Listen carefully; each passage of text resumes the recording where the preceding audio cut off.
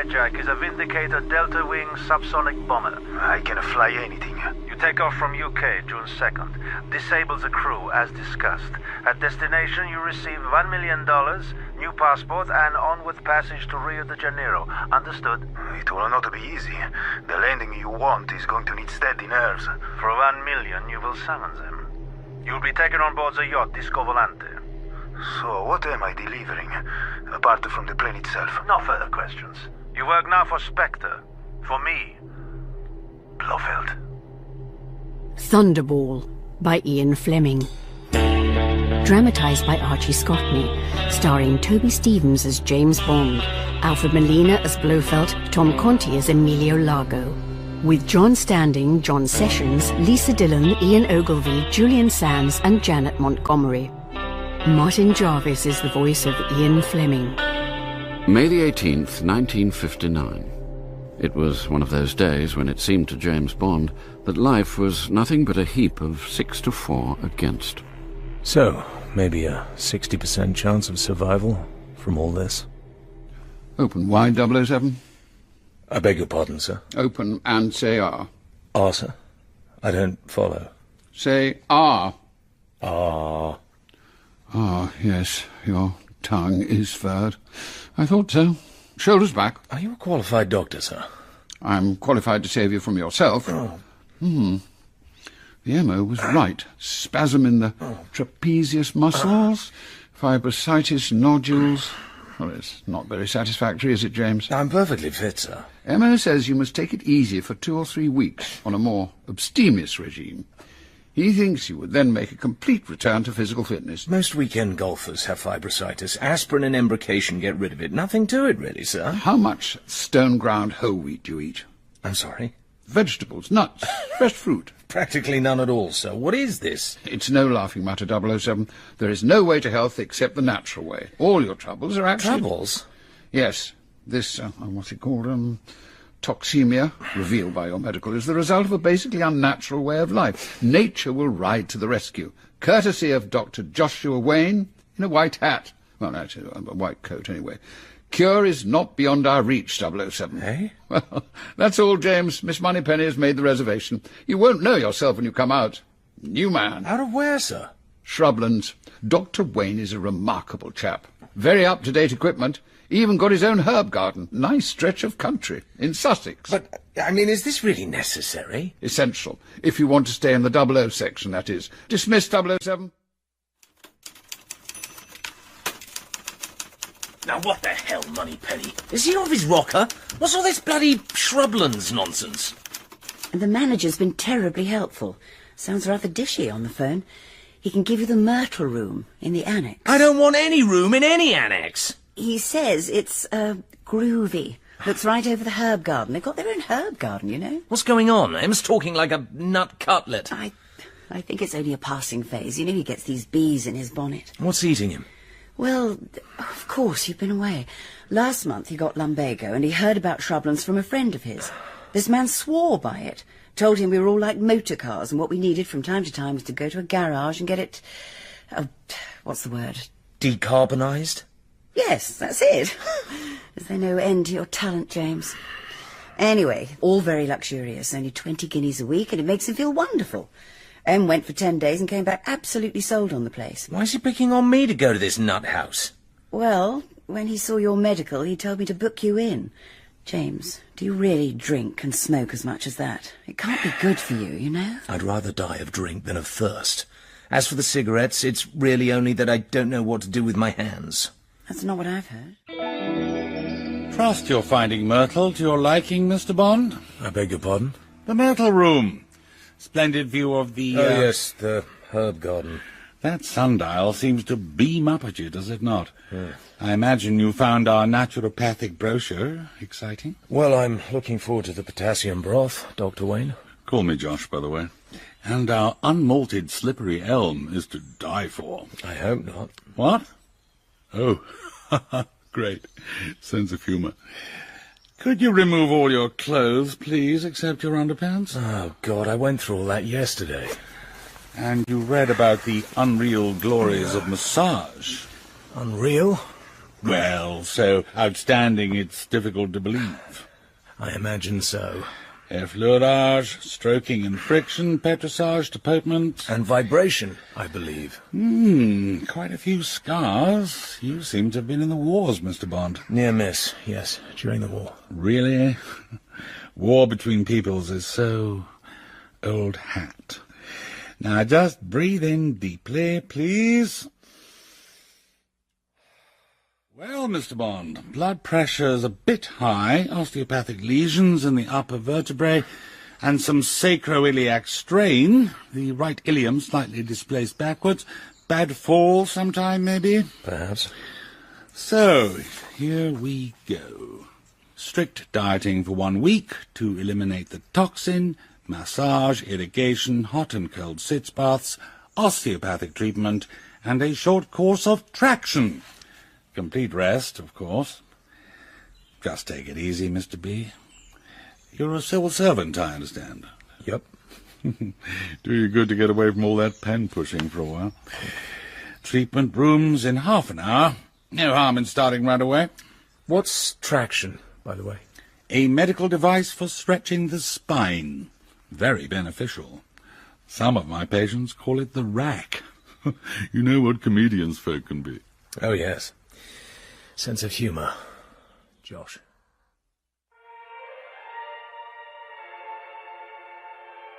Clothes off, please, Mr. Bond. Oh, not again. Bond undressed, and with a towel round his waist followed the masseur down a long room divided into 2 compartments. And if you would care to lie down. He lay face downwards and surrendered himself to the toughest massage he'd ever experienced. Vaguely, he heard another patient arriving. Good morning, Beresford. I'm afraid you'll have to take the wristwatch off, Count Lippy, sir. Nonsense, my dear fellow. I'm always allowed to keep it on. No, sir. You must have had someone else doing the treatment. I'll keep it on, if you don't mind. Sorry, sir. It interferes with the blood flow when I come to treat the arm and hand. If you don't mind, Count. Take it off then, damn you! Get on with the bloody massage. Thank you, sir. Why did he want to keep it on? Rather childish. Who is this Lippy guy, anyway? Turn over, please, Mr. Bond. Oh, right. Bond glanced to his right. Count Lippy's face was turned away from him. His left arm hung down towards the floor. In the middle of the white circle where the watch had been, there was a sign tattooed in red on the skin. A small zigzag crossed by 2 vertical strokes. So, didn't he want it to be seen? It's a tong sign, 007. Secret society. The Red Lightning Tong. Unusual to find anyone but a full-blooded Chinaman being a member. Is it a religious organisation? No, entirely criminal. They're represented in Hong Kong, but their headquarters are across the bay in Macau. Seems Russia has some sort of deal with them. They've cropped up a few times recently in drugs, gold smuggling to India, and top bracket white slavery. They're big people. So what's he doing at Shrublands?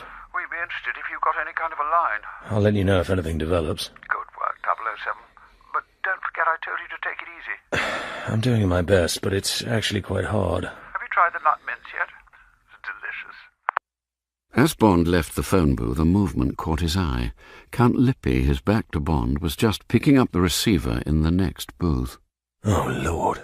How long has he been in there? Did he hear me? Hello, Mr. B.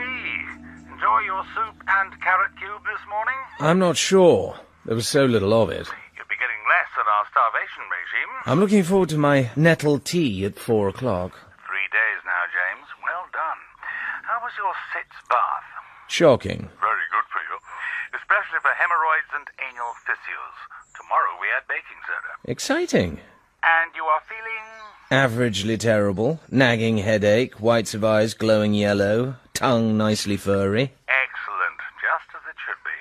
The poison's leaving your body. Now more good news, Jim. Yes?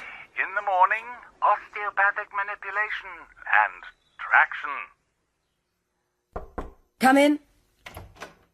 Good Lord. Hello. I've seen you around.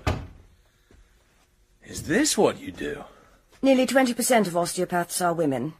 Take off your clothes, please. Certainly. Patricia, isn't it? Underpants as well. Leave them on. Sure, if you insist. Stand in front of me. Of course. Right. Let's have a look at you.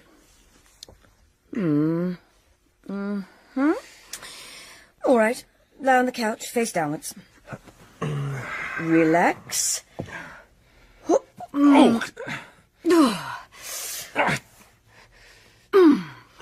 That's it. You can stand up now. You're a powerful girl, Patricia. I'm not finished yet. Clasp your hands behind my neck. Wow. Such eyes. Be quiet. Stay steady. Tricky. What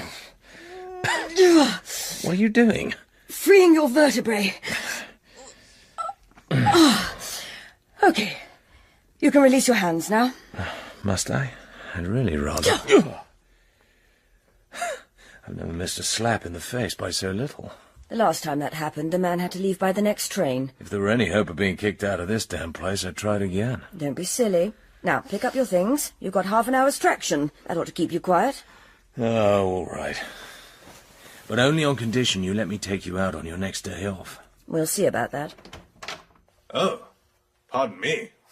Well, here I am, darling. Lamb to the slaughter. I hope you're not feeling too strong today. Just get ready, please, Count Lippy. I shan't be a moment putting Mr. Bond on the traction table. Follow me, Mr. Bond. Excuse me, Count. Lamb to the rack. Face downwards, please. Not until you tell me what this thing does. What's all this metal? An electric traction table. A machine for stretching your spine. You won't find it bad at all. It's very soothing, actually. Quite a lot of patients fall asleep. This one won't. Come on, I have to strap you in. Hold on. What strength are you going to give me? Why are those top figures in red? Are you sure I'm not going to be pulled apart? Don't be silly. Of course, if there was too much tension, it might be dangerous. I'm starting you at only £90. Oh, really? You can see the dial. In a quarter of an hour, I shall come and see how you're getting on. Probably put you up to 120. On you get. Face down. I've got another patient waiting.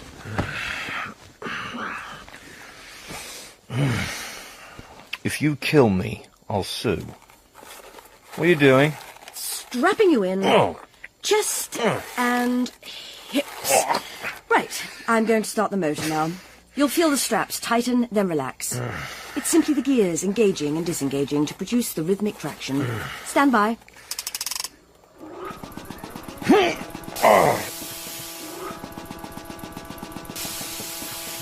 Are you all right? What do you think? Have fun. I'll be back in 15. Oh, well.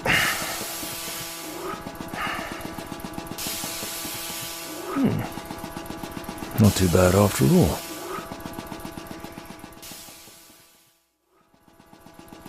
How are you doing? Fine. It's actually okay. Told you so. I'm putting you up to 120 now. The girl's hand came into his line of vision as she operated the lever. Only another quarter of an hour. Good. Back soon. Good. What? What's that? A man's hand was reaching out for the lever. What's he doing? Wait. No. No! Stop! Stop! Through a mist of sweat, Bond watched the hand softly release the lever. Just below his eyes, he could see the back of the wrist. Red zigzag tattoo.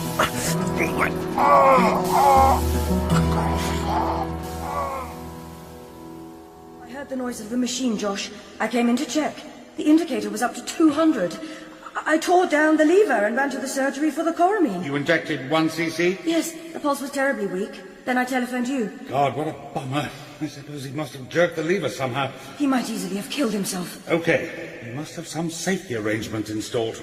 This is all M's fault. He's mad, sending me to these grated carrot merchants. Have it out with him when I get back. Pulse is weak, but no structural damage, just surface abrasion of the nerve ends and shock.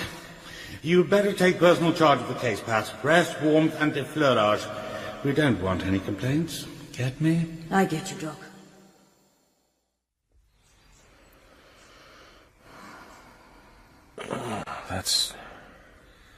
That's good. Is this what they call effleurage? I thought you'd come round. How are you feeling? Wonderful. I'd be still better for a double whiskey on the rocks. Dr. Wayne recommended dandelion tea, but I thought a little stimulant might be useful, just this once. I brought the brandy with me. There's plenty of ice. I'm going to give you an ice pack presently. Try to sit up slowly. Here. And now, try and tell me what happened. You gave us all a dreadful fright. Nothing like that has ever occurred before. The traction table's really perfectly safe, you know. Of course. I was just trying to get more comfortable. I suppose I must have knocked the lever. Then I don't remember anymore. Well, another 2 days of treatment and you'll be right as rain. Though Dr. Wayne asks if you could possibly keep all this to yourself. He doesn't want the other patients to get worried. I should think not. I won't say anything. It was my fault anyway. Now, how about some more of that treatment? You really do give great effleurage. Next day, Bond searched the Count's room, while Lippy was down in one of the treatment areas. Nothing here, except shrublands to Amesbury, Wiltshire. Check distance. What does that mean? Who is he? Italian Count? Old Harrovian? Or what? Next morning, Bond lay face down on the massage table, listening. Morning, Beresford. Electric Turkish bath. All ready for me, I hope. Final treatment, 3 more ounces to lose, right? Very good, sir. I'll shut you in and leave you to it. Yes. Go and save your chickpea salad and come back to me in an hour. Thank you. Count Lippy, sir. 20 minutes went by. 25. Right. Now it's only me and Count Lippy. Bond softly opened the door to the electronic bath. Lippy sat incarcerated within the big metal and plastic box, his back to Bond. There was a hole in the top, through which the patient's head emerged. God damn it, Beresford, is that you? Let me out of this thing. Sweating like a pig. I thought you liked it hot, sir. Don't argue, goddammit. Let me out of here. I don't think you quite realise the value of heat in the H-cure, sir. A patient suffering from your condition will find much benefit from the treatment. Don't give me that crap. I tell you, get me out. What should I give him? 200? No. Punishment, not murder. 180 for just retribution. Half an hour of real heat will do you the world of good, sir. Hang on. And if you catch fire, you can sue, my dear Count. Bond! You bastard!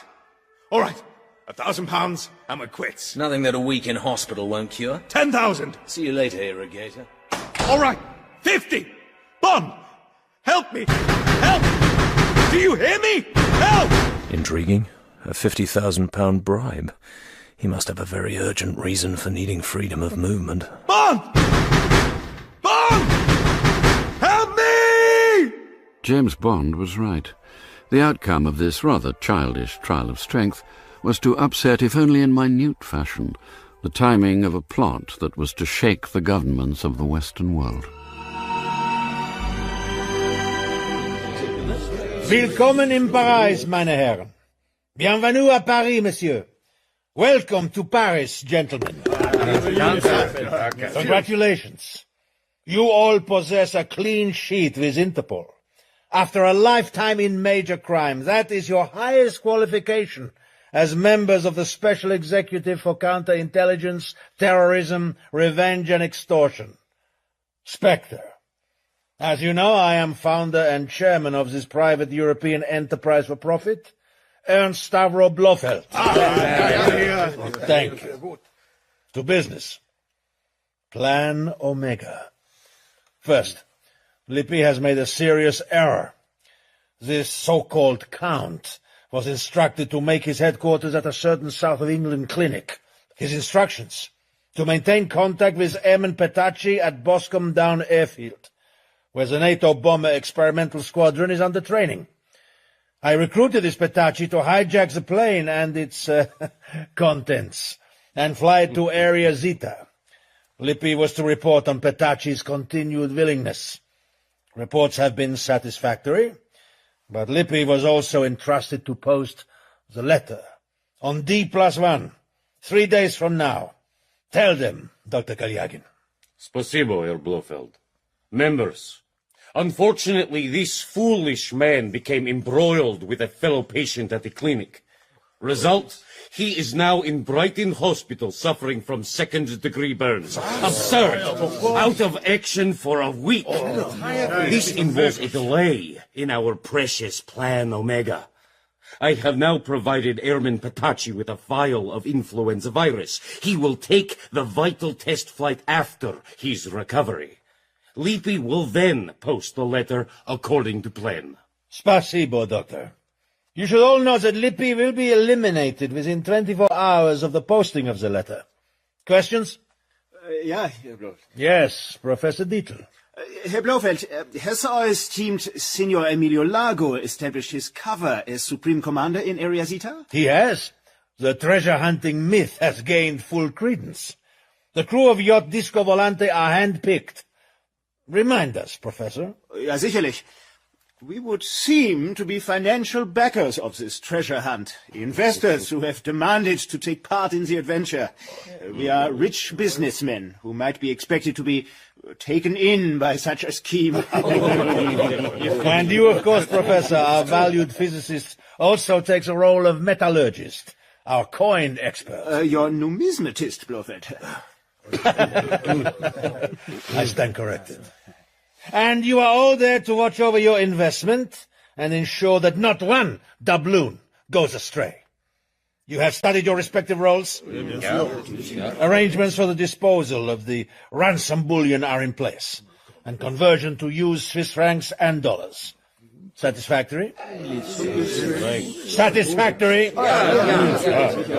Remember, neither the first nor second bomb will be rendered safe until the ransom rests in the Swiss banks. Other questions? No. I am satisfied. I shall remain at headquarters to watch over reactions to the letter.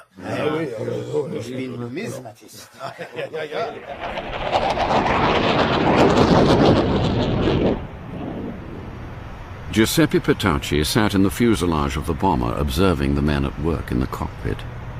He felt the little cylinder of cyanide in his pocket. It was time. He went through to the cockpit. Oh, hello, Seppi. Enjoying the flight? Keeping a beady eye on us all? Yeah, sure. 5 more hours to go, eh? You realise we're missing north by northwest at the Odeon? We can up catch with it at Salisbury Gormont. Salisbury. Petacci felt for the release valve in his pocket and gave it 3 complete turns. He eased out the cylinder and slipped it into the metal map rack behind him. It's time for a ziz. What's that in Italian? Zizzo? Sonellino. Siesta. Ciao. Ciao. I spy with my little eye. Back at his chair, he clamped on his oxygen mask and watched them through the open door. Under 5 minutes, yes? In about 2 minutes, the navigator suddenly clutched his throat and slid to the floor. The radio operator lurched sideways and collapsed. The 3 other men began to fight for air briefly, terribly, then fell back, spread-eagled. 4 minutes. Give them 1 more. Pressing the oxygen mask tight against his face, he went forward and closed the valve on the cyanide cylinder. He verified the autopilot and went back to his seat. After 15 minutes, he went forward again and began to pull the bodies back into the fuselage. Then he took over the controls. It's like driving a beautiful motor car. Maserati. What color shall I choose? Dark blue. See, respectable. Fit my new identity. Now, last lap. Watch for lights of Grand Bahama. Lose height. Prepare for final approach. Depth of water will be 40 feet. Watch out for flashing red beacon. Yes, inch nose down. Any moment now. It's going to be easy. 500 feet. 400. 3, 2, shape of yacht in darkness. Bene. Down. Down. Pronto. Up with the nose. Per grazia di Dio, I have done it. I, Giuseppe Petacci, a millionaire. And plenty of time to get out of escape hatch onto the wing.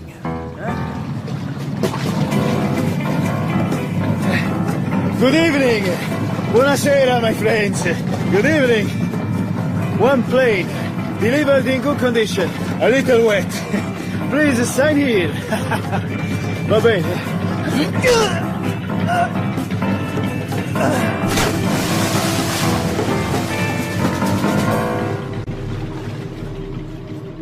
Dear Mr. Prime Minister, you should be aware that since approximately 10 p.m. yesterday, June 2, a British aircraft carrying 2 atomic bombs is overdue on a training flight.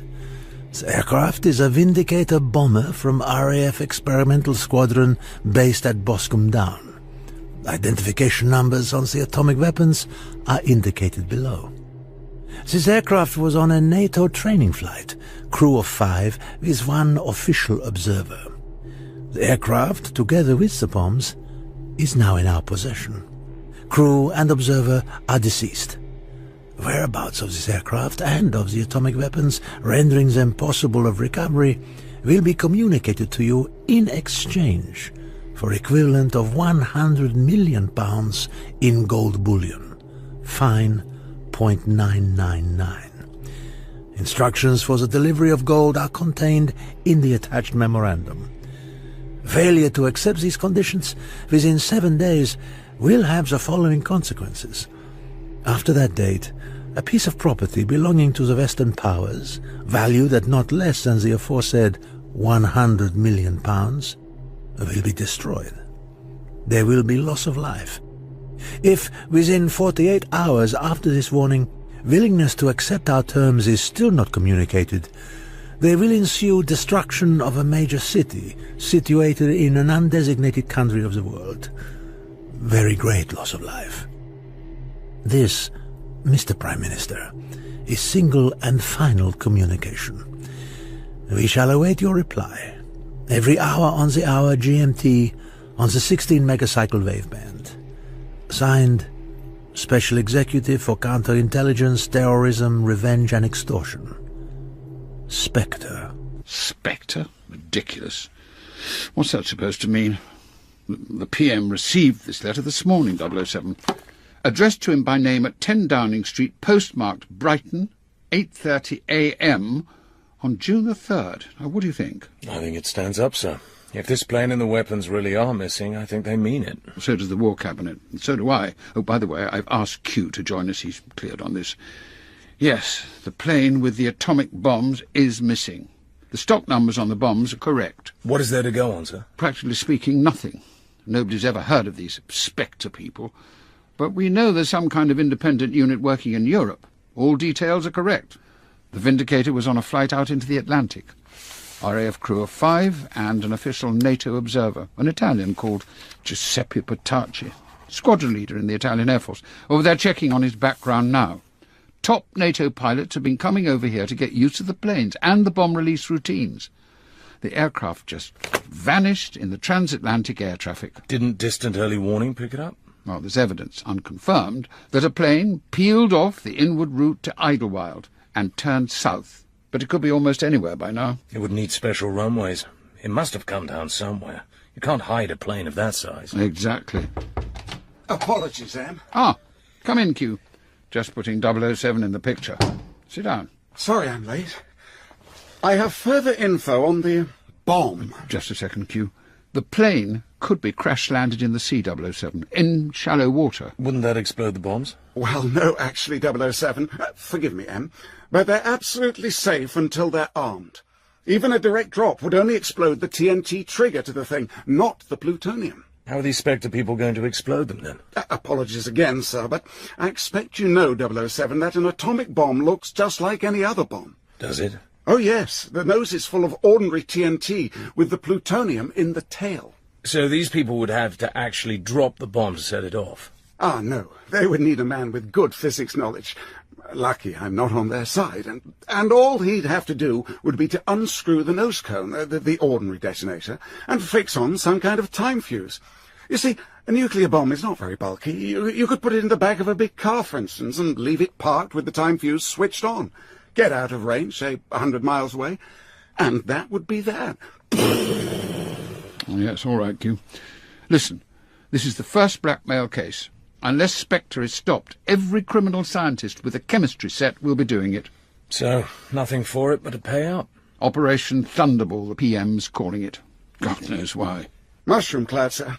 Sorry, nuclear explosion effect. Nagasaki and so on, sometimes known as a thunderball. PM knows what he's talking about. Oh, really? Anyway, money's no object. We've teamed up with the CIA to cover the world. Where do I come in, sir? I have an idea, and I wish it to be pursued by a reliable man. He means you, 007.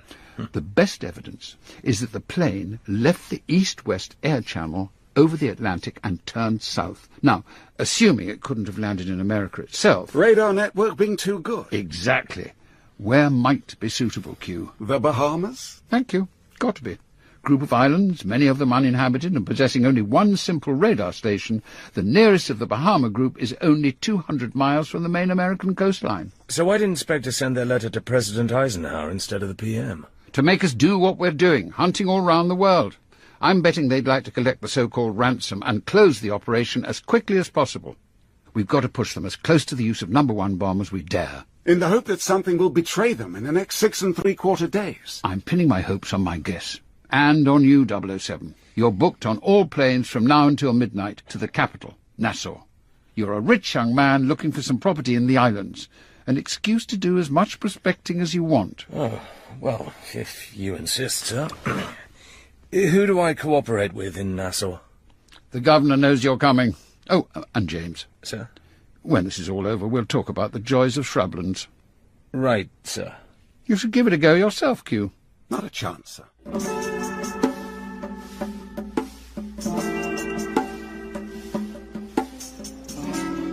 Thunderball?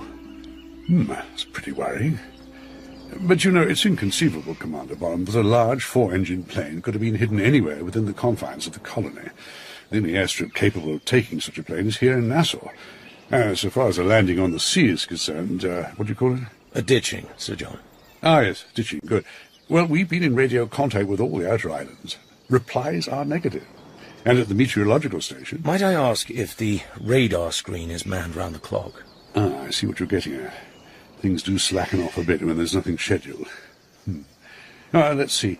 There was a request from the Foreign Secretary about recent arrivals. That's right. Well, I've had a word with Immigration and Customs. Nothing out of the ordinary, just the usual mixture of tourists and businessmen. Immigration will be happy to go through the forms with you. Might I ask a question? Fire away, old boy. I'm looking for a group of men, probably 10, 20, I don't know. They're likely to have a ship or a plane. I gather you have plenty of conventions coming to Nassau. We do have those sort of gatherings, yes. But in the last 2 weeks, only a moral rearmament group at the Emerald Wave and the tip-top biscuit people at the Royal Bahamian. And they've gone now. It's all very respectable. That's just it, Sir John. The people I'm looking for who may have stolen this plane will certainly take pains to be just that. We're not looking for a bunch of flashy crooks. Well, we've got our annual treasure hunt going on. I can't believe you want to bother your head over a lot of rich beachcombers. Do they have a yacht? Ah, I believe they do. And a small plane, for the matter of that. But their top man, Emilio Largo, is respectable enough, and his crew have never once given us trouble. Unusual, actually. Not a single case of drunkenness in 6 months.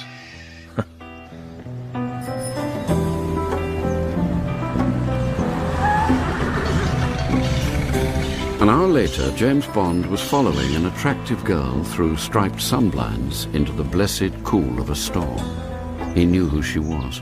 Hi! I want a cigarette that's so disgusting I shan't want to smoke it. Have you got a cigarette that stops people smoking? Look at all those. Don't tell me some of them don't taste horrible. Well, ma'am, I don't know. You can choose between 2 kinds of cigarette if you want to smoke less. What? And who might you be? My name is Bond. Jimmy Bond. I'm the world's authority on giving up smoking. I do it constantly. Lucky I'm handy. Oh, really? All right. Tell me. Only way to stop smoking is to stop it and not start again. Or to have cigarettes that are either too mild or too strong. The mild ones are probably the best for you. Excuse me. Sir? Give me a carton of Dukes, king size with filter. Sure. One moment, sir. There you go. Thanks. Try these. Compliments of Faust. Oh, but I can't. Thank you. Too late. I've paid. I'm afraid smoking goes with drinking. Are you going to give them both up, or one by one? This is very sudden, Mr. Jimmy. Well, all right. But somewhere out of town. It's too hot here. There's a place out beyond Fort Montague. Come on. I'll take you there. This is my car. Mind the metal. It'll raise blisters on you. Bond knew a good deal about her from the immigration form he'd studied that morning. He knew her name was Dominetta Vitali, that she was 29, and gave her profession as actress. So when did you arrive? End of season, one expects to know most of the faces. I got in this morning from New York. I've come to look for a property. How long have you been here? About 6 months. Hmm? I came out in a yacht, the Disco Volante. Flying saucer. She's anchored up the coast. You probably flew right over her coming into land. Is she yours? She's got beautiful lines. She belongs to a relative of mine. Do you stay on board? No, we've got a beach property, just opposite where the yacht is. A place called Palmyra. Belongs to an Englishman. I believe he wants to sell it. It's very beautiful. A long way away from the tourists. Sounds what I'm looking for. Well, we'll be gone in about a week. Oh. I'm sorry. Are you flirting? Sorry. But I've spent 6 months listening to that kind of thing from these silly old rich goats. There's no one under 60 in this place. Any girl makes their bifocals steam up. I expect you'll have the same effect on the old women, with pince-nez and blue rinses. Do they eat boiled vegetables for lunch? Yes, and they drink carrot juice and love prunes. Oh, no. I won't sink lower than conch chowder. You seem to know a lot about Nassau. You mean conch being an aphrodisiac? Is it true? I haven't found it has any effect on me. Are you married? No. Are you? No. Then we might both try some conch soup sometime and, You'll have to try harder than that. I'm Dominetta Vitali, by the way. Really? You don't sound Italian. I was sent to school in England. Then I went to RADA to learn acting. Oh. The British kind of acting. I'm a great fan of Celia Johnson. Really? She's my role model. Oh, perfect. I'm enjoying our brief encounter. My parents thought it was a ladylike way to be brought up. Then they were both killed in a train crash. I went back to Italy. I remembered my English, but you don't get far in the Italian theatre by walking about with a book balanced on your head. This relative with a yacht, wasn't he there to protect you? No. He's not exactly a relative. He's a close friend. Guardian? Maybe. Come and visit us on the yacht. He's called Largo. Amelia Largo. Largo? Yes. You've probably heard. He's here on a treasure hunt. Really? Well, that sounds fun. I'd like to meet him. What's it all about? Heaven knows. He's very secretive about it. There's some kind of map. I'm not allowed to see it. I have to stay ashore when he goes off prospecting. A lot of people have put up money for it. Investors. They've all just arrived. We're leaving in a week, so I suppose the real hunt's going to start any moment now. Trouble with most treasure hunts is that either someone's been there before, or the wreck is so deep in the coral you can't get at it. What are the investors like? They seem all right. Very dull and rich. Emilio's giving a party for them at the casino tonight. What do you do all day? A bit of shopping for the yacht. I like underwater swimming. I have an aqua lung. Ah, I used to do a bit.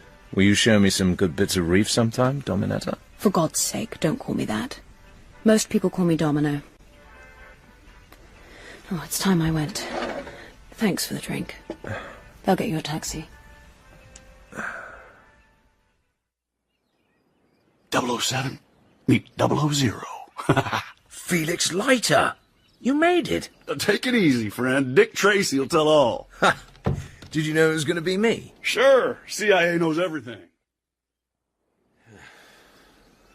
Cheers. Bottoms up. So, last time we met, you were with Pinkertons. What's the score? Drafted. Hell, anyone would think there was a war on. When the president sounded the fire alarm, I thought the Russians had landed. And then they tell me to pack my spade and bucket, come on down to Nassau. Well, of course you gripe like hell. Asked them should I brush up on my canasta game and take some cha-cha lessons. And? They told me I was to team up with you down here, so I packed the bow and arrows instead. Now you spill, you old son of a bitch. Hell, it's good to see you. Great story, James. Except planes with atom bombs don't get stolen in real life. Apparently they do. These hijackers sound like pros. We gotta get them. Especially as my metal collection's looking a bit thin since I left the outfit. Where do we go from here? We have to decide whether these people are hunting pieces of 8 or 100 million ransom. You brought the Geiger counter? Sure, and it's a honey. State of the art. Looks more like a Rolleiflex. Yup, and this looks like... A Rolex? Cute, huh? Camera over shoulder, watch on wrist. Got it? Now take a look at this watch. And it is a watch.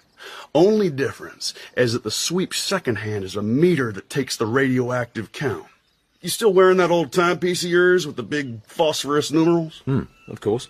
So I come close up to you with my camera. Go on, put your watch up against the counter. See?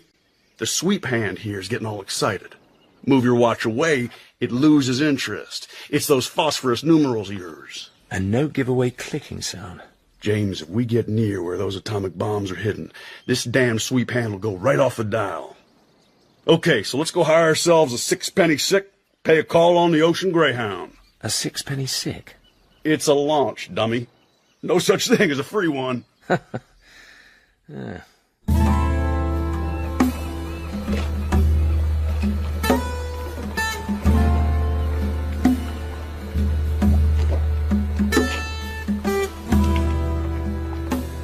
So forgive all these chats. Please, sit down, gentlemen. Cigarette?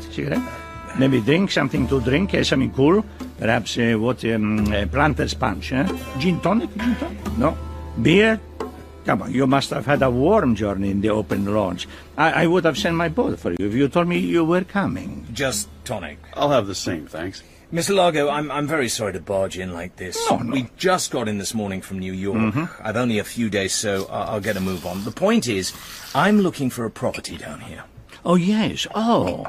No, what a good idea. It's a wonderful place. And I've been here for 6 months already. I like to stay forever. But the prices, whoo-hoo. You are wise to come at the end of the season. Perhaps some of the owners will not open their mouths so wide. That's what my attorney here advises. Is that not so, Mr. Larkin? I've made inquiries on Jimmy's behalf, Mr. Largo. I wouldn't advise any client of mine to invest at these prices. Oh, absolutely. Now, you mentioned something about Palmyra, Mr. Bond. Jimmy. Mm-hmm. I understand you have a lease on the property, Mr. Largo, and there is talk that you may be leaving the house before long. Yeah. I gather the owner might sell if he got the right price. What I was going to ask was whether we could look the place over. Any time that might suit you. Oh, but of course, my dear fellow, whenever you wish. There is no one in residence except my niece. You call her. I will tell you are going to call. It's a charming property. If only all rich men had such good taste. Well, that is extraordinarily kind of you, Mr. No, it's nothing. Now, we should leave you in peace. Perhaps we may meet again. You must come over and have lunch. Yeah. But with a yacht like this, I don't suppose you ever want to come ashore. Wait, now, you can spare 5 minutes. We are rather crowded at the moment. You have heard of the treasure hunt? No doubt you don't believe in these things, but my associates and my investors, they're all on board. So with the crew, there are 40 of us. You would like to have a short tour? Well, that's more than kind. Thank you. We'd love to see over the ship if you can spare the time, Mr. Largo. Good. Well, all right, come. It will take a few minutes. Come. After you, gentlemen. Negative. Absolutely negative. Radioactivity around the engine room and the radio room, but that's normal. It was all normal. One thing struck me. There was no way down to the hold that I could see. Unless it's a manhole under the carpet. Strange what he said when I asked if there was more cabin space down there. No, it's just the storage space and the fuel tanks, of course, because we have to carry several tons. You know, the ballast problem is important with these ships. When her bows come up, the fuel goes to the stern. So, we have big lateral tanks to correct these things, that's all. Oh, yeah? Wonder what he keeps down there. I'll ask the governor for a check via customs to see just how much fuel he carries. Still, I'd have said the whole outfit's as clean as a whistle if it wasn't for all that missing space we weren't shown. Remember that merchant ship off Gibraltar during the war? The Italian frogmen used it as a base. Big sort of trapdoor affair cutting the hole below the waterline. You think it could be something like that? Maybe it could. No, Jimmy, not convenient. My guardian and some of his friends are coming ashore. Oh, disappointing. Will I at least see you at the casino tonight? It's possible. I'll be dining on board the disco, and then we'll sail round and anchor off the casino. Good. Looking forward. Will I remember you? Oh, I'll remember you by your beautiful blue eyes. And maybe the blue rinse that matches them. A Geiger counter, no less. I congratulate you on your thoroughness, Commander Bond. As Governor, I won't pretend I'm not somewhat relieved. Relieved, Sir John? Well, splendid news that the Disco Volante and Mr. Largo both passed your respectability test. Actually, they haven't. What do you mean? I'm still not satisfied, which is why I asked for that information. Oh, dear. Well, yes, I do have something here from the Harbour Police. The Disco carries a maximum of 500 gallons of diesel. Took that amount in on the afternoon of June the 2nd. Also carries approximately 40 gallons of lubricating oil, 100 gallons of drinking water. All carried amidships, just forward of the engine room. Is that what you want? It makes a nonsense of Largo's talk of lateral tanks and a ballast problem and so forth. I'm sorry, there's something on board he wants to hide. Treasure hunting equipment, perhaps? Maybe, but nice Mr. Largo is still an unreliable witness. Look, the Disco will be lying in the harbour tonight. Is there someone, perhaps on your police force, who could give me a hand with an underwater recce? I'll need a sound aqualung, fully charged. Oh, Lord, is this wise, Commander? These people seem to be good citizens, and they're certainly good spenders. Largo's very popular with everyone. Any kind of scandal, particularly if the police was involved, would create one hell of a stink in the colony. To say nothing of the laws of trespass. I'm sorry, Sir John, but I've got a job to do. Surely the Foreign Secretary's instructions are sufficient authority. Or I could get specific orders from the Prime Minister, if you feel that's necessary. Now, no need to use the big guns, Commander. I was just giving you the local reaction. I'll have a man assigned to you from the Harbour Salvage Unit, probably Constable Santos. Splendid chap, used to win all the swimming prizes. He'll have the gear you want. Now, just give me the details.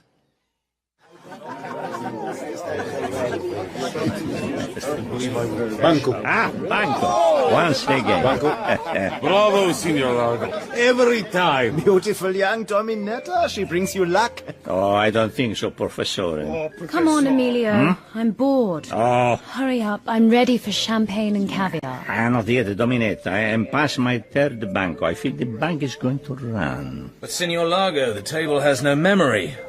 Luck is strictly for the birds. Banco. My good friend, Mr. Jimmy Bond. You may say so, you know. Everybody. Now, we have the big money coming. Maybe I should pass the bank, because the English know how to play the railway trains. Now, if I have to lose, I will certainly like to lose to Mr. Bond. A bank of $800, I see. So, card for you, for me, and one more for each. A 9. 9 of diamonds. Always a good start. So good, I will face up my second card. A glorious 10. You certainly make me try. I lost by a pip. It's the cruelest way to lose. What did I say? The English can pull whatever they like out of the shoe. So it seems can the Italians. We should go into partnership. All right, yes. So we try once again. Yes, you put in what you have won. I will banco that in partnership with Professor Dietel on your right. He's one of my investors. Yes, Dietel? Yes? Oh ja, ich bin sehr glücklich darüber. Yes, whatever you say, that's right. Mr. Bond, you win again. I'm sorry. Once more by 1 point. Now, indeed, the writing is on the wall. Professore, you will have to continue alone. This Mr. Bond, he has green fingers against me. I surrender. Okay, here you are. Well, $1,600 in 2 coups, over £500. And it would be fun to pass the bang. La main passe. La main passe. What? Jimmy, don't do that to me. Don't tell me the bank is going to go down in the next hand. I shoot myself. Really. Okay. I will buy Mr. Bond's bank, and we will see. There. Banco. Aye. Banco y fe. But you are hunting me, my dear fellow. You are pursuing me. What is this? Is vendetta? When I came to the table, I saw a spectre. What? What did you say? What do you mean? The spectre of defeat. I thought your luck was on the turn. Perhaps I was wrong. Let's see. Is it about to go? So, my friend wishes to put the evil eye upon my cards. Well, we have a way to deal with that where I come from. See? Fist and fingers make a snake like this. That certainly put a hex on me. But what did it do to the cards? Come on, your spectre against my spectre. All right, my friend, we are wrestling. The best of 3 fours. Yeah? Here comes the third. No card, thank you. Cha! So, draw or not draw? All right, I draw. 9, porca miseria. Sorry, senor. You should have killed the evil eye in the pack, not in me. Evil eye? Well, shake hands, Jimmy. Now I must wait for the shoe to come round again. I have a hard evening work ahead of me. Darling, I don't think you know Mr. Bond, except on the telephone. He has taken all my winnings. Perhaps he can squire you. How do you do? Didn't we meet at the tobacconist's this morning? Yes, it's possible. I have such a bad memory for faces. Emilio, perhaps if I take this Mr. Bond away, your luck will turn again. Maybe. See you later, my dear fellow. Thanks for the game. I'll order champagne and caviar for 3. My spectre also deserves his reward. You may not fare so well in Dominator's hands as you did in mine.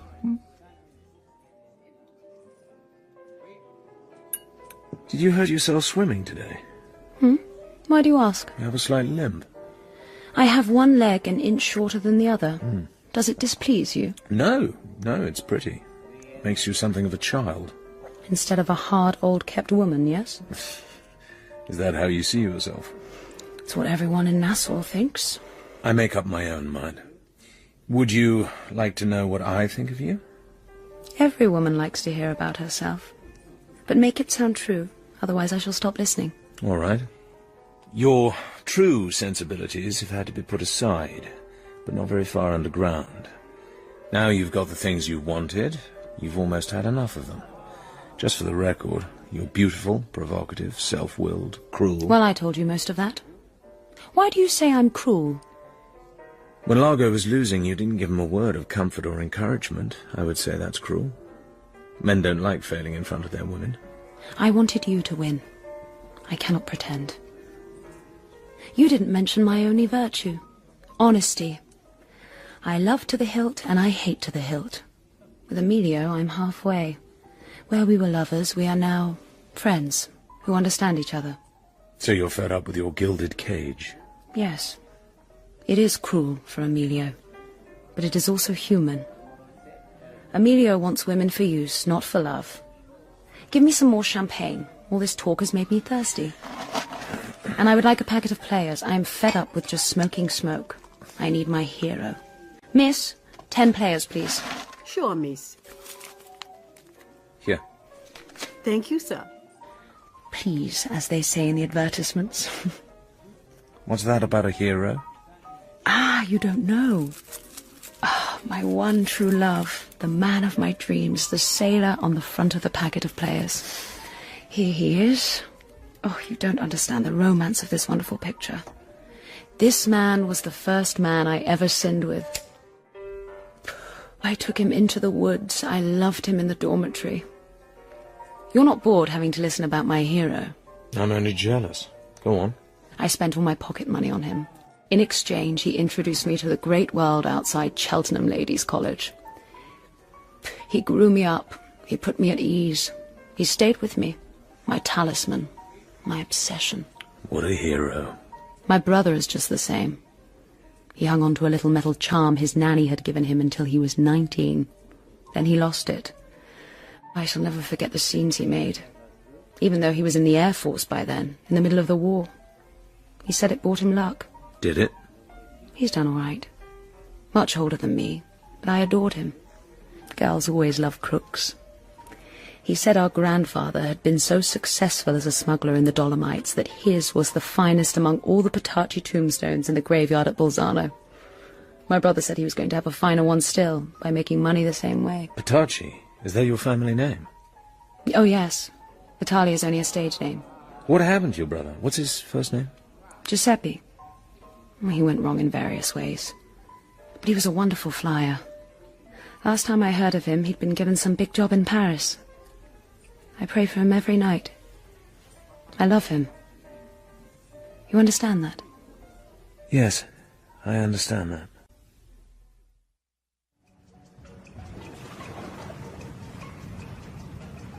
Any big fish about? Help me with this, Santos. The usual habitat, sir. Some barracuda, perhaps, maybe a shark. But he's lazy and overfed with refuse from the drains. He won't trouble you, unless you're bleeding, that is. Water looks clear. Yeah, you're okay with this moon and lights from Disco Volante to guide you. You got enough air in the cylinder for 1 hour. It'll take you 12, 15 minutes, that's all. Thanks. See you soon. Here goes.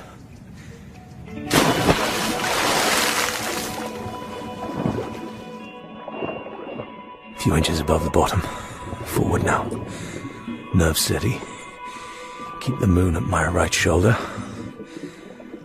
Jeez. Barracuda, all I need. 10 yards away. So what do? Not to panic. Fear communicates.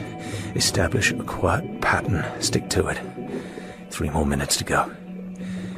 Keep a rhythm. Show immunity. Good. Seagrass ahead. Shit. Barracuda's still alongside. Anchor. Well, I'm here. Okay. Upwards. Slowly. Slow. Look down. Barracuda? No sign. And here she is. Disco. Mechanism of the hydrofoil. Get your bearings, James. Okay. Move slowly along the hull. Yes, it's there. The ridge of a wide hatch. Okay, try the Geiger counter. So, what's inside these closed doors? Well, the machine's alive, but registering virtually nothing. No bombs in there. Home, James. Well. Underwater sentry. With gas gun. Okay. Scythe. Upwards, James.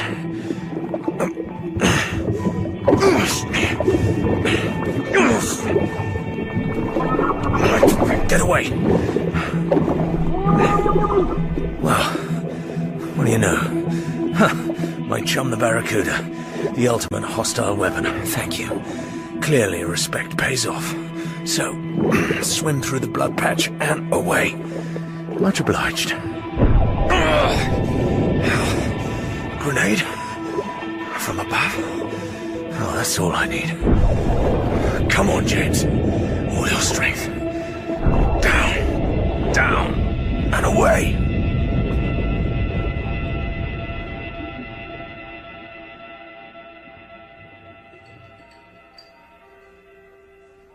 I was sculling around the casino taking a good look. Saw this little egg-headed guy. He was having fun at your gaming table, James. I knew I'd seen him before somewhere. Found out from reception he's Professor Hans Dietl, Swiss passport, one of Largo's group from the yacht. Okay, remember a fella called Kutze, East German physicist? Came over to the West 5 years ago and sang all he knew. Went to ground in Switzerland. Well, same guy, Kutze. So what's a top physicist doing on board the Disco? Tell you another thing, my friend. We might just have the Manta on our side. Manta? U.S. Navy, our latest atomic submarine. Not so crazy as it sounds. Manta happens to be here on some sort of a training cruise. Looking for fun.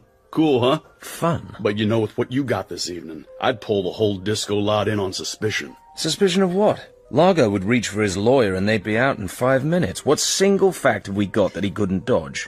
His treasure hunting cover is perfect, explains everything. So what then? Limp it mine? Send her to the bottom in error, so to speak? No. We have to wait. Okay.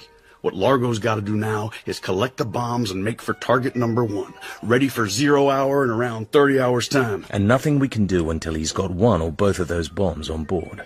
Or we catch him at their hiding place, which can't be far away. Nor can the missing plane. So tomorrow we rent a Cessna seaplane and go hunting. You can see anything big through that water, down to 50 feet. The Vindicator would have been spotted on any of the air routes. They'd have ditched somewhere well out of the way. Deep-sea fishing craft are out. Hey, look at her.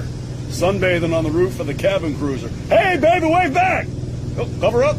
Too late!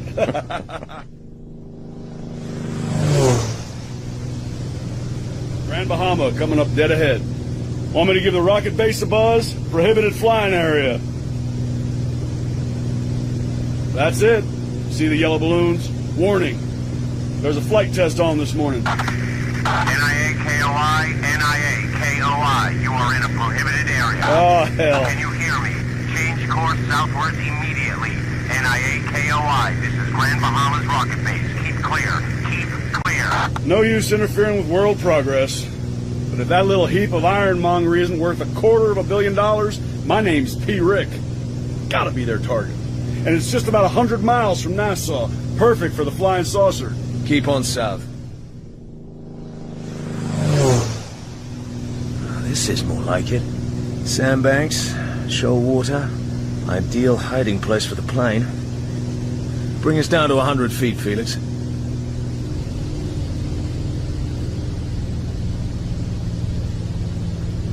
God, the water's clear. Oh. Look at those sharks. Just circling. Nothing down there. 11:30. What's next, Detective? Hang on. Just go back once more, Felix. Over the shoals. There's something... We've only got fuel for another 2 hours. It's those sharks back there. 40 feet of water. Circling on the surface. What are they doing? Above that particular patch? Yes. 2 on the surface. 1 deep down. It's nosing at something, pulling at it. And there's a... Put it down over those sharks, Felix. I think this is it. Christ! I hope I can make it. Difficult to get a true horizon. This water's like glass.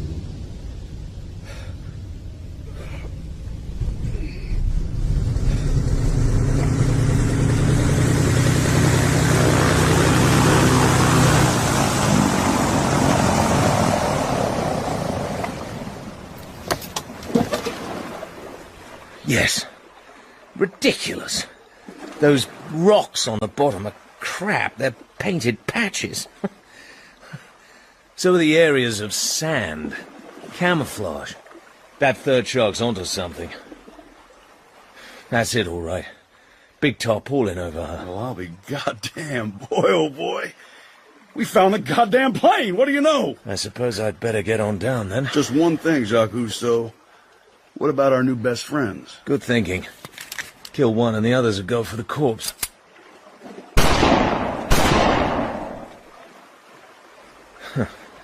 There they go.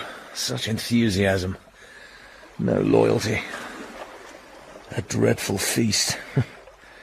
Take the gun. Get this thing on my back. You know the design for the Vindicator? Where to look? Yes. So long.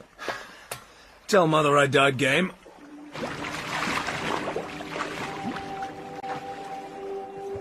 Bond swam down through the brilliant water. Swarms of fish parted grudgingly to make room. Oh, thanks. He touched down and slipped under the edge of the tarpaulin. So, what do we have? His torch glittered on the underside of a polished wing. He knelt down. Identification disc. Giuseppe Petacci, number 15932. Got you. He went on towards the fuselage and climbed in. Oh my God. On the roof hung the corpse of a crew member. In decomposition it had risen from the floor, and dozens of small octopuses hanging from it like bats now let go their hold and shot, jet-propelled, to and fro inside the plane. Get away! Get away! Bond proceeded towards the cockpit.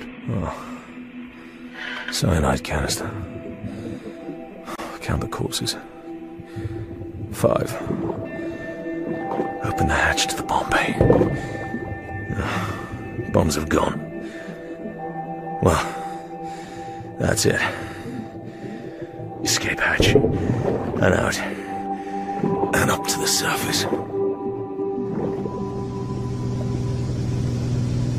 There's the disco, lying off Palmyra, back where she was yesterday. No movement on board. We have to know when those bombs go on board the yacht. I have an idea for that.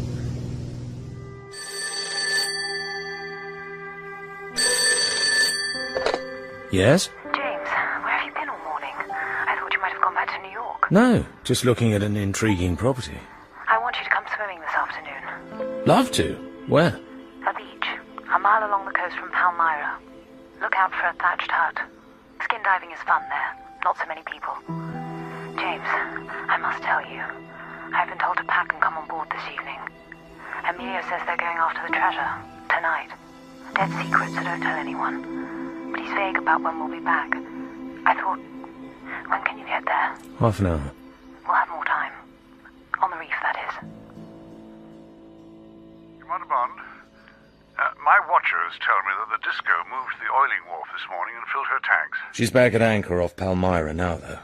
We just flew over her. Yes, but I'm told her seaplane was lowered over the side half an hour ago and took off eastwards. Did your people radar track it? They did, but they lost her among the islands to the southeast. What's your latest? You were off the radar too, you know. Too early to tell, Sir John.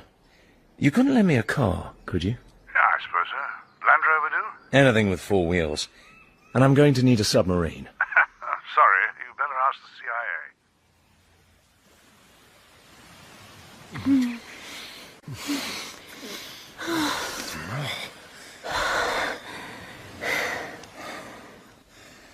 I'm sorry, I shouldn't have done that. You sound like a girl who's had it for the first time. Now you're frightened. Domino, I must talk to you. James, what's the matter? Is anything wrong? You're going to hurt me. Is it that you two are going away? Be quick. Do it cleanly and I won't cry. It's about your brother. What? What is it? This is his. I found it today. You found it? I don't understand. Is he dead? What happened to him? It involves your friend Largo. It's a very great conspiracy. I am actually here to find out things for my government. People will die unless you help to prevent it. Is this why you made love to me? To make me do what you want? And now you blackmail me with the death of my brother. I hate you, I hate you, I hate you. Your brother was killed on Largo's orders. What? I actually came here to tell you that, but then... I should have had the strength to stop it. I didn't. I wanted to put off hurting you. That's my only excuse. Please listen to what I have to tell you. So you see, those weapons are hidden somewhere. There is nothing we can do until they are actually on board the Disco. As long as the bombs are still lost to us, the threat is still there. You see that? Yes, I understand. So what's to be done? We have to know when those bombs are brought on board. That's all that matters. And how will you know? You must tell us. I'll help you. Hey, James, CIA have obliged with the Manta, courtesy of the U.S. Navy Department. She's been desperate for some action. Now she's got it. But she's standing by to give chase if the Disco takes off with bombs on board. Dock in at the Prince George Wharf. Domino knows the whole story. She has the Geiger counter. If the bombs come aboard the yacht, she'll signal to our guys on watch. Perfect. Quite a story, guys. Hell, I have to carry these missiles around. Command of a nuclear sub doesn't mean I'm not terrified by the whole business. So what are we to do? As I see it, Captain Clark, Largo will be coming back any minute now in his plane after picking up the bombs from wherever he's hidden them. So this girl will give us a tip-off, right?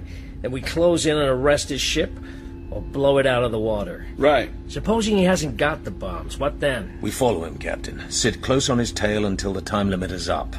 That's about 24 hours from now. Then we can hand the whole Thunderball problem back to our governments. By which time some little man in a speedboat leaves one of the bombs off the coast of America, and Miami goes up in flames. Or there's a big bang somewhere else in the world. Captain, we're damn sure Largo's our man. He'll be sailing for his target in no time at all. Dollars to donuts, he'll be placing that bomb at night. He'll deploy his underwater team, of course. Tonight's the last night he's got. Urgent information for Commander Barnes, sir, from the governor. Go ahead. The Disco seaplane returned at 17:30 hours, Commander. It was hoisted on board. Disco sailed at 17:55, course northwest. The girl did not reappear on deck after boarding. Thanks. Tell him the Manta will endeavor to shadow via the Northwest Providence Channel. Yes, sir. Thank you, sir. Well, gentlemen, that's that. You want your own underwater team? I'll get you 10 volunteers from right here on board. Let's go, guys. Take down all lines. Due north, 10 knots. Crazy gamble, of course. You bet. But if the bombs are on board, if the Disco veers north for the missile station, then by racing up the Northwest Channel, we might intercept her in time. Yes, but why didn't Domino make her signal? What happened to her? Emergency? What do you mean? Blofeld, half an hour ago, I found Vitali in the well deck with the camera. She was pretending to take a photograph of Palmara with the safety cap on the lens. Bloody hell. Cholera. You examined the camera? Fake. It was considered Geiger counter. Naturally, I registered over 500. But she refused to talk. Don't worry. I shall persuade her. Heat and ice is very effective. We are now sailing towards the target. I rendered her unconscious. I roped her securely to her bunk. This is nothing, Largo. The whole world is full of Geiger counters looking for us. I agree. Nassau police probably ordered a radiation search of all the ships in the harbor. Maybe she was bribed to bring the counter on board. Largo, place the atomic weapon. There will be nothing to fear. Operation will proceed. Within 24 hours, our labors will have been completed, and the great prize will be within our grasp. Oh, one more thing. When you are well away from target area, you will dispose of the lead casing of the weapon. It will contain Miss Vitali. Miss Vitali.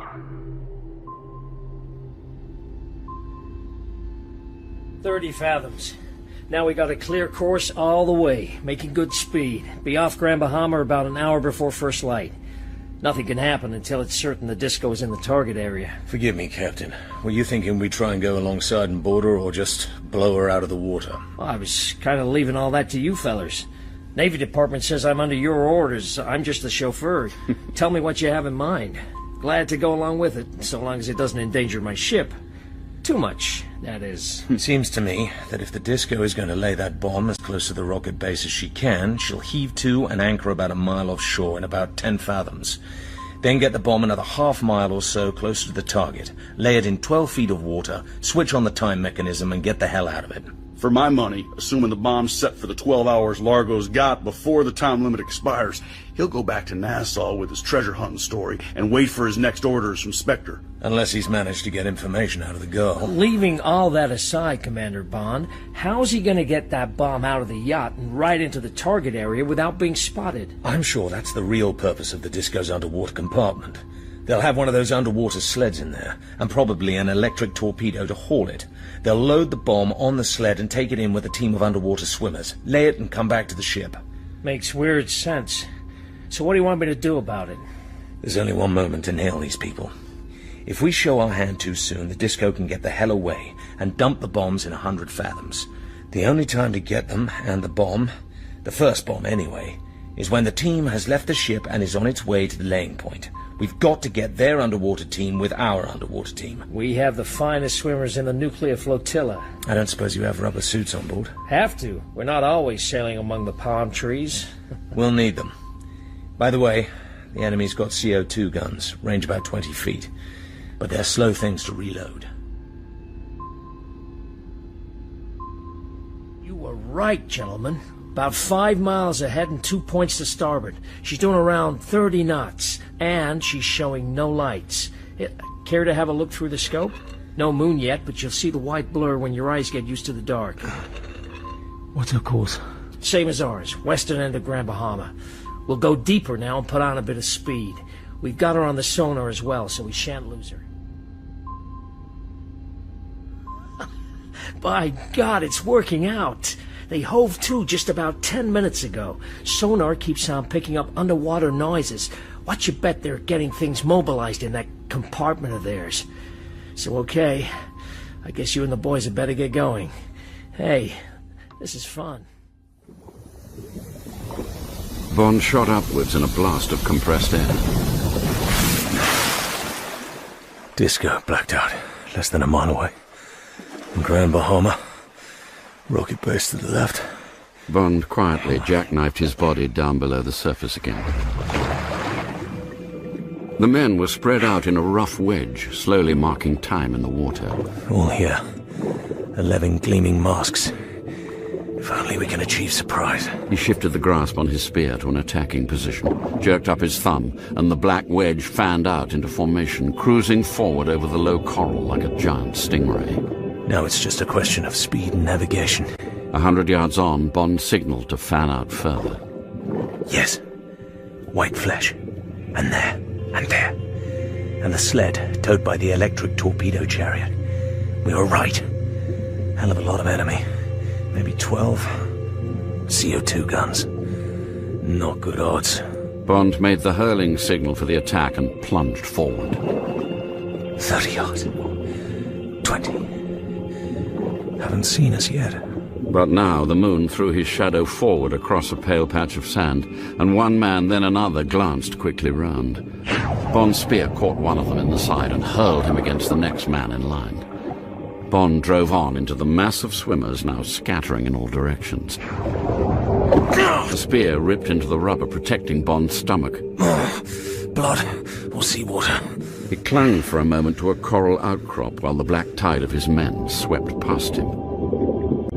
The battleground had now shifted to a wide expanse of clear water fringed with broken coral.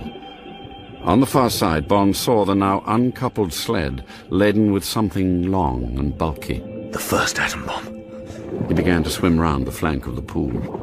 The sled with its obscene weapon was guarded by 2 of Largo's men.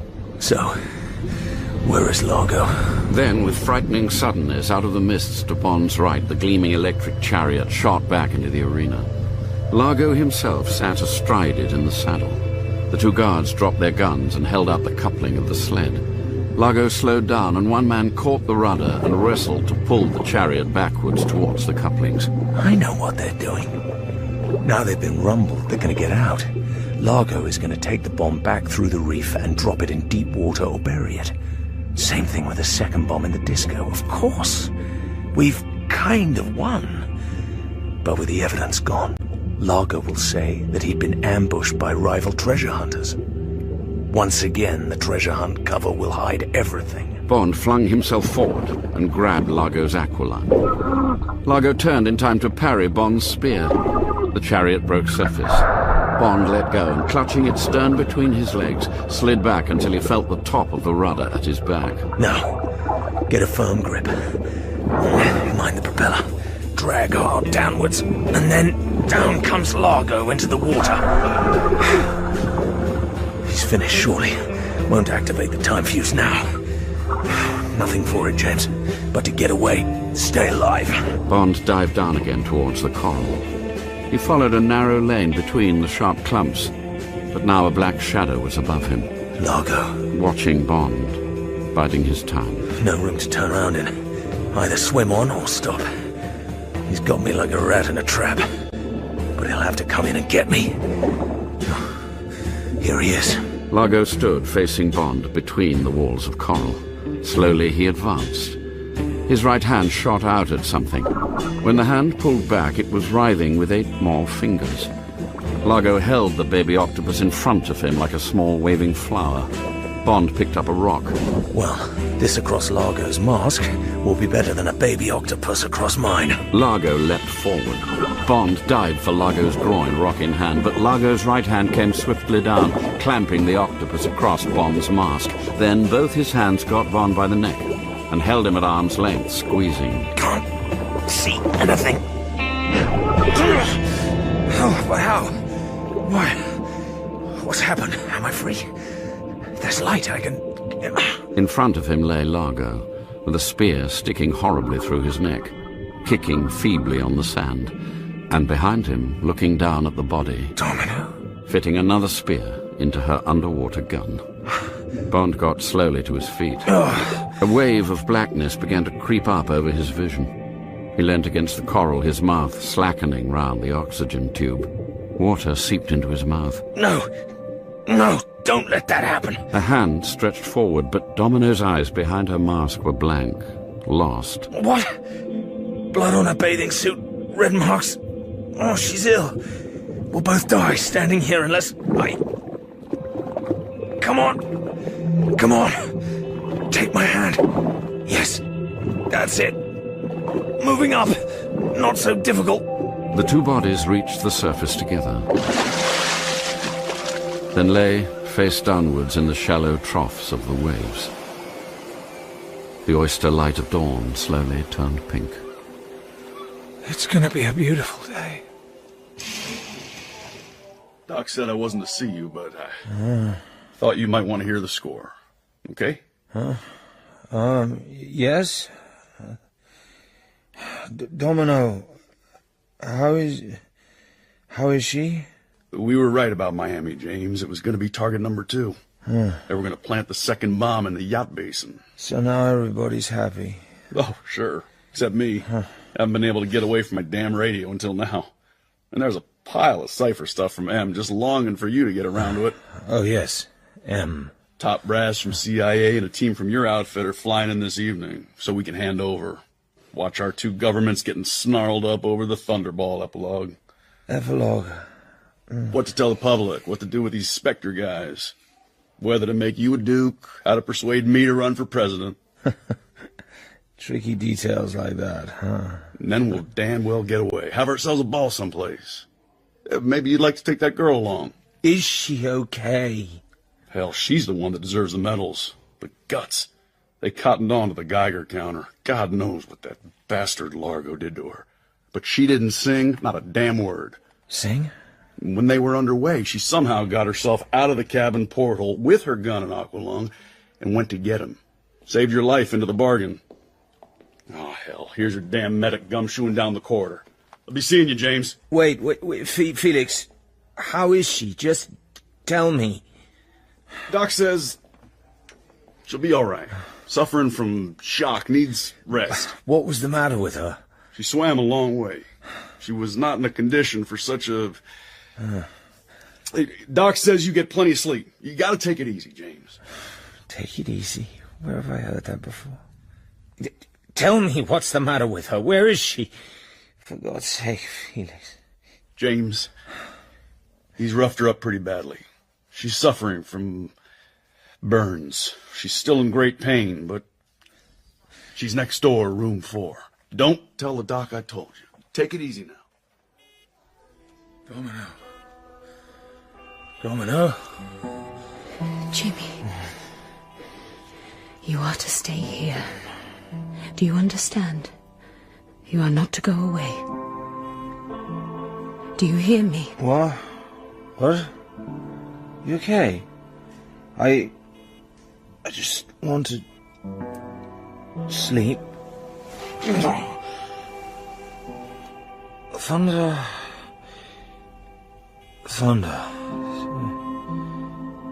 Sleep. You okay? Yes. I'm okay. You sleep now, Jimmy. Sleep. Good work, 007. Take it easy. You must take it easy for 2 or 3 weeks. I'm doing my best, but it's actually quite hard. Have you tried the nut mince yet? It's delicious. Oh, and James. Sir? When this is all over, we'll talk about the joys of shrublands. Right, sir. You won't know yourself when you come out. That's all, James.